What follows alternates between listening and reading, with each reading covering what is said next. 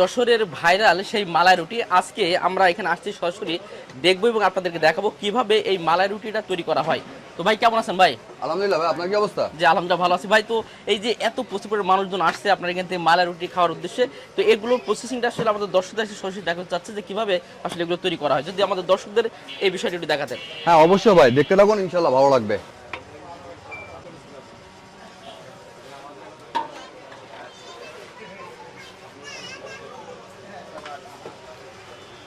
ভাই দুধের স্বর আমার একটা সিক্রেট মিক্স করা হচ্ছে। এই বোতলের ভিতরে বন্দি আছে জাদু, যত খেলা সব বোতল দিয়ে। দুধের স্বর ভাই, অনেকেই স্বর খুঁজে পায় না ভাইয়া। এখন এর উপরে যখন 20-25টা আইটেম পড়বে তখন স্বরটা কোথায় পাবে? আর এটা হচ্ছে চীনা বাদামের গুঁড়া ভাইয়া। আগে দিলাম সাদা তিল, এটা হচ্ছে পাম্পকিন সিড, আর এর আগে দিলাম সাদা তিল ভাইয়া। হ্যাঁ, এটা হচ্ছে কিশমিশ,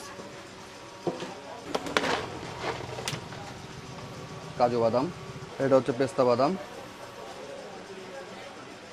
এটা হচ্ছে তাল মিস্ত্রি। এই হচ্ছে আমার জাদুর বাক্সের জাদু।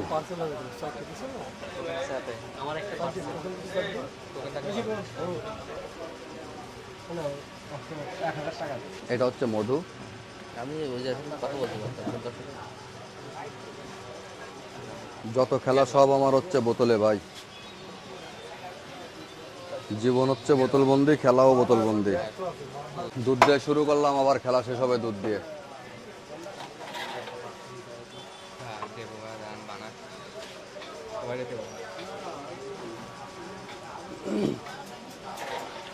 মুখরুচি ভাই সবার সমান না, জিনিসটা সুস্বাদু, অনেকের কাছে ভালো নাও লাগতে পারে,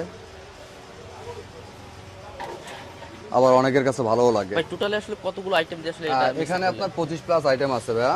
এই মালাই রুটির স্বাদ নিতে চাই তো কিভাবে আপনাকে আসবে এবং দোকানটা কটাতে কটা অবধি খোলা থাকবে? আমার লোকেশনটা হচ্ছে আপনার Jessore airport bypass road, Bhekutia colony মোড় বাজার। আমার দোকানের নাম কফিল্যান্ড। আমি মোহাম্মদ মাসুম পারভেজ। আমার দোকানটা বিকাল 3টা থেকে রাত 1টা অবধি খোলা থাকে।